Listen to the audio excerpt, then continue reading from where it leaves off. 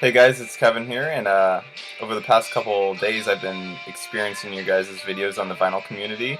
So it was actually really nice to come across them because I've been looking for some place like this, something kind of therapeutic to, come and confess my addiction of vinyl buying and going out and, for the vinyl hunt. And being that I'm in the Southern California region, I have plenty of record stores at my disposal. We have the Juggernaut Amoeba, which most people know about.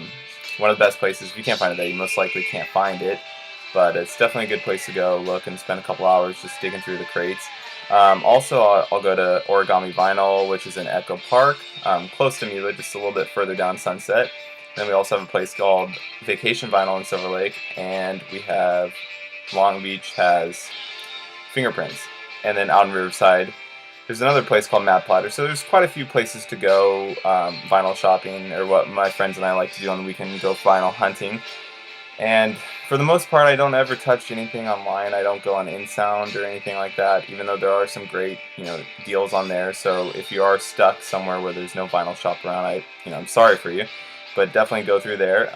Anyways, so just want to say hello and welcome myself into the vinyl community. It's great to see that there's so many of us doing this out there. And anyways, I'm going to go ahead and get started. Today's just going to be a short one because I don't have my full collection with me. I'm still in the process of moving. So I'm just going to go with a couple buys that I have found at Urban Outfitters. Surprisingly enough, they had a good deal where it was $10 and you got an extra 30% off. So brand new LPs I got for $6, $7. So it's quite some steals. Some ones I really liked and some I just picked up out of curiosity. And then at the end of the video, I'm going to do a band that I'm going to feature each week, or I'm sorry, each time I do a vinyl update, I'm going to feature a certain album that has been heavy rotation that means a lot to me right now, and something that maybe you should be checking out if you don't already know of it. So let's go ahead and get started here.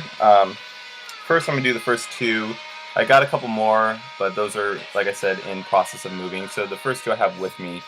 One is Bill Callahan, My Apocalypse. As you can see, the artwork is pretty beautiful. Just a single disc. It's 100, I believe it's 180 gram, but black. And it's only 7 songs, but each of the songs are almost like 5-minute running time, so it's a pretty lengthy album for only being seven songs. But it's definitely one of those folky albums. He's got a great voice. It's pretty deep. There's the back of it. So I got this for about $7. I've been looking for it for a while, but so pretty happy to come across this. Great album. So if you don't have this, go ahead and check it out. His other albums are very good as well, but this is his most recent one. It came out in 2011. Another one I was really, really excited to get for $7 was Ryan Adams Gold. It's the reissued edition, so it's the 10-year anniversary. It came out on Lost Highway, and it came with another side. It has 5 extra songs. Produced by Ethan Jones. Ryan Adams has been one of my favorites for a long time. This album isn't his best, but it's nice if someone wants an accessible album. It's got some great hits, like New York, New York, Answering Bell, and When the Stars Go Blue was horribly covered by, I think, Garth Brooks or some country star. The real version, the first version, is definitely done best by Ryan Adams, so go pick this up if you're looking to get into Ryan Adams. Not my personal favorite, but it is something that a lot of people will like. I'm happy enough to say that I got the last 2 tickets to go see him down in San Diego. His show is going to be the record release show of his new album, Ashes and Fire, so I'll be lucky enough to be sitting, I believe, second row in the orchestra, so I'll be seeing him. He's one of my favorite. I have not seen him yet, so I'm pretty excited about that. Only got 2 more left, but I'm going to go ahead and show the radio department.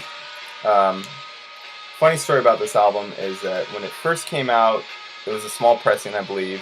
My brother and I saw it at Amoeba, and we were big fans of the album, but they had a lot, so we're like, well, we'll just pick it up another time. We'll get this other record that there's not so many of. What happens is that they sell out, and they go out of pressing. There's none left.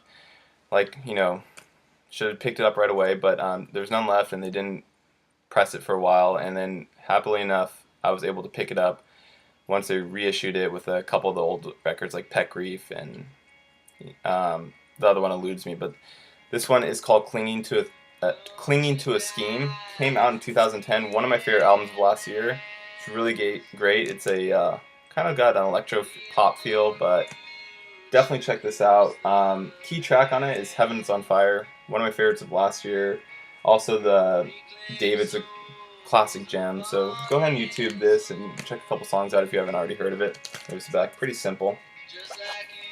And the band I'm going to feature is a band from LA. I recently just saw them live at their at their record label's kind of like hangout area. It's in Sunset near Vacation Vinyl. It's actually right across, or a couple stores down, excuse me. But they played during a really hot day with a couple other bands. Chasing Kings was one of them. But this band is called the Fling. I originally picked up this vinyl strictly because my friend, who has a pretty good taste in music, told me to. Said he saw them open up for Delta Spirit, and they kind of sound like Delta Spirit and Dr. Dogs, but I hate to say this, but they also sound like the Beatles. It sounds like it's such a generic thing to say, but they really do. I have them playing in the background, so if you could kind of hear it, then that's kind of what they sound like. But this is their first debut.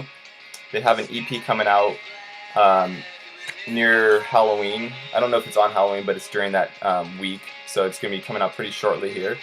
And this is definitely in my top 10 of the year, surprisingly enough. I just strictly picked it up out of a recommendation, and after like 2 or 3 spins, it fell in love with it. But yeah, so go ahead and check this out. It's called When the Madhouses Appear, and they're also from LA, so go ahead and check this out. It's a great album. It's once again called The Fling, and this is Kevin here. Until next time, when I'll have a lot more to choose from, I'm going to be going to couple shops this weekend and hopefully picking up some vinyl, so I'll have another update very shortly. So it was nice talking to you guys, and wanted to welcome myself to the community. I'm so happy to see that all of us are doing this. So long.